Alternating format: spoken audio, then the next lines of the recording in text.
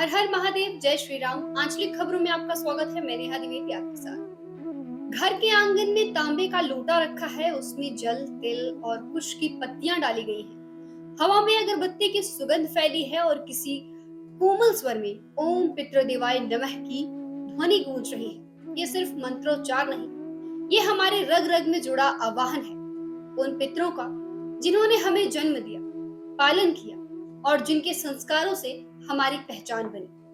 पितृपक्ष आते ही मानो समय थम जाता है। हर घर, हर आंगन, हर नदी तट पर एक ही भावना उमड़ती है, कृतज्ञता की। यह वो क्षण है जब हम अपने पूर्वजों से संवाद करते हैं, उन्हें भोजन अर्पित करते हैं, जल अर्पित करते हैं और अपनी आत्मा से कहते हैं, हम आज भी आपको भूले नहीं। हमारे शास्त्र कहते हैं कि श्राद्ध केवल विधि नहीं, ये रिश्तों की स्मृति है। ये पिंडदान केवल चावल के गोले नहीं, बल्कि हमारे हृदय का अर्पण है। और शायद यही कारण है कि भारत ही नहीं, दुनिया की हर संस्कृति ने अपने अपने तरीके से पूर्वजों को याद करने की परंपरा बनाई। आज हम आपको बताएंगे कि दुनिया के अलग अलग देशों में कैसे मनाई जाती है पितृपक्ष की ये परंपरा। हम सनातनियों के पास हर काम के लिए अवसर ही अवसर और परंपरा ही परंपरा है। हम अपना शुभ अशुभ खुद चुनते हैं, लेकिन चुनते नहीं हैं। हमारे यहाँ योग संयोग भी खूब बनते बिगड़ते हैं। ये अच्छे भी होते हैं और बुरे भी, इसलिए हम दुनिया के दूसरे हिस्सों से भिन्न हैं। भारत में पितृपक्ष शुरू हो गया है। पितृपक्ष को कोई श्राद्ध पक्ष कहता है तो कोई कड़वे दिन, कोई महालय पक्ष कहता है तो कोई अपर पक्ष कहता है। हमारे यहाँ कनागत कहते हैं तो कहीं जितिया और 16 श्राद्ध भी कहा जाता है। इसे कुंवार या अश्विन के कृष्ण पक्ष के रूप में भी जाना जाता है। हमारे यहाँ के पितृपक्ष की तरह दुनिया के हर देश में कोई ना कोई आयोजन होता है। चीन में पितृपक्ष की तरह चिंगमिंग उत्सव या टोम्ब स्वीपिंग डे मनाया जाता है। ये हर साल अप्रैल में मनाया जाता है। लोग अपने पूर्वजों की कब्र साफ करते हैं, भोजन, फूल और कागज की बनी वस्तुएं चढ़ाते हैं। ये पितृपक्ष जैसा ही है, बस वहाँ कब्रों पर जाकर श्रद्धांजलि दी जाती है। जापान में पूर्वजों के लिए ओबोन उत्सव होता है।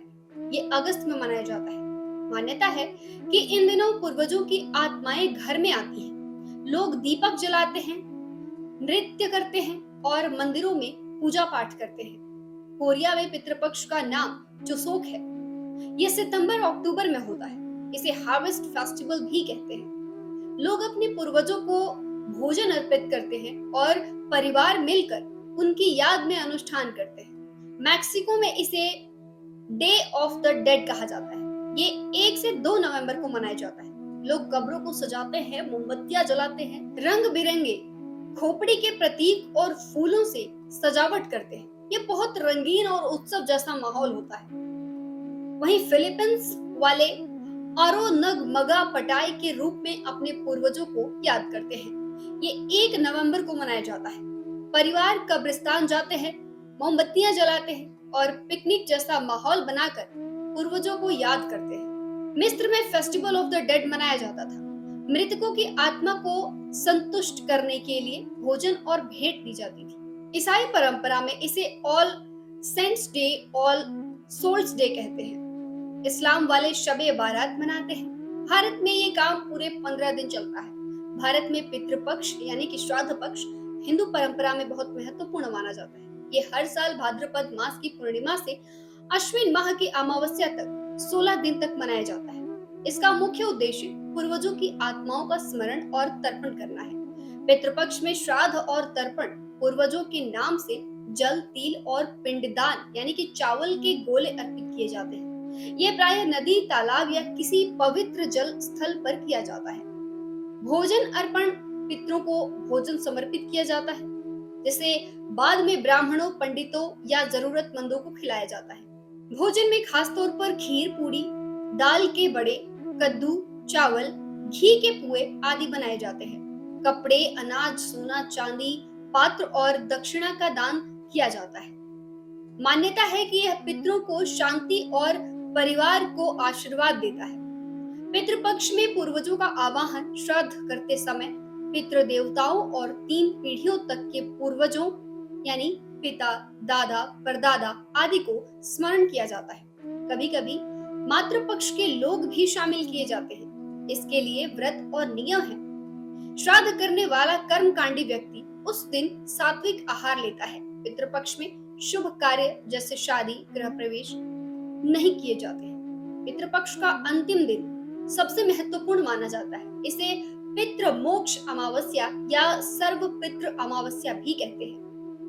इस दिन सभी पितरों जिनकी श्राद्ध तिथि ज्ञात हो या ना हो, उनका सामूहिक श्राद्ध किया जाता है। ये सब हम पूर्वजों के मोक्ष के लिए करते हैं। और जब थक जाते हैं तो गया जी जाकर पिंडदान और तिलांजलि देकर पितृपक्ष मनाने से मुक्त हो जाते हैं। रामचरितमानस में श्री राम ने अपने पिता राजा दशरथ का ही नहीं बल्कि गिद्धराज जटायु का भी पिंडदान किया था। मोक्ष की लालसा हम मनुष्यों में ही नहीं बल्कि पशु पक्षियों में भी है। रामचरितमानस में कहा गया है कि सगुनो पासक मोक्ष न लेहि, तिन्ह कहु राम भगत निज देहि। बहरहाल मेरा कहना है कि हमें न मोक्ष की कामना करना चाहिए और न वैतरणी पार करने की फिक्र करनी चाहिए।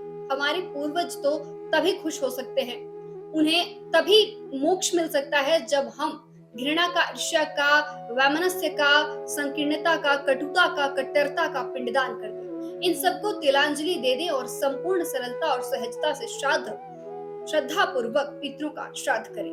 पितृपक्ष हमें याद दिलाता है कि जीवन केवल आगे बढ़ने का नाम नहीं बल्कि पीछे मुड़कर देखने, अपने पूर्वजों का स्मरण करने और उनके दिए संस्कारों को आगे बढ़ाने का भी नाम है। अगर हम घृणा, ईर्ष्या और कटुता का पिंडदान कर दें तो यही हमारे पितरों के लिए सच्चा तर्पण होगा। आइए इस पितृपक्ष हम सब मिलकर अपने भीतर की नकारात्मकता को तिलांजलि दें और प्रेम, करुणा और श्राद्ध को अपनाएं। यदि ये रिपोर्ट आपके दिल को छू गई हो तो इसे अपने परिवार और दोस्तों के साथ साझा करें। और ऐसी ही आध्यात्मिक और परंपराओं से जुड़ी रिपोर्ट के लिए चैनल को सब्सक्राइब करना बिल्कुल ना भूलें। आप देख रहे हैं आज की खबरें, मैं नेहा द्विवेदी आपके साथ। फिलहाल के लिए बस इतना ही। नमस्कार।